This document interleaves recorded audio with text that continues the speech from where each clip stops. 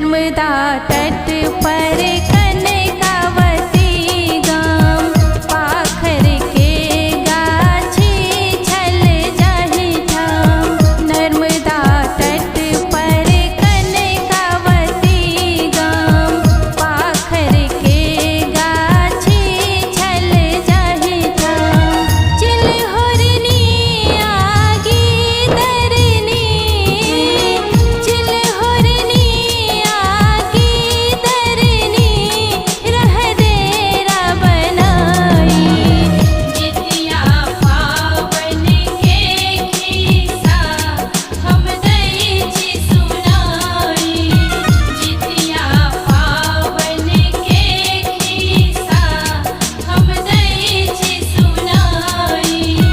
जितिया पावन के खिस्सा हम दै छी सुनाई।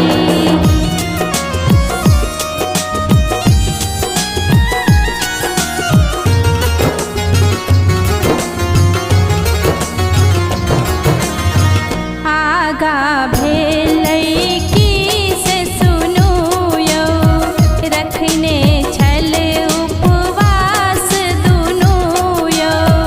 आगा भेलै की से सुनू यौ, रखने छल उपवास दुनू यौ।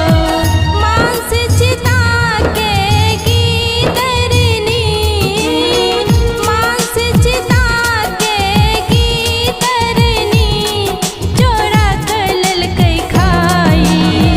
जितिया पावन के खिस्सा हम दै छी सुनाई। जितिया पावन के खिस्सा हम दै छी सुनाई। जितिया पावन के खिस्सा हम दै छी सुनाई।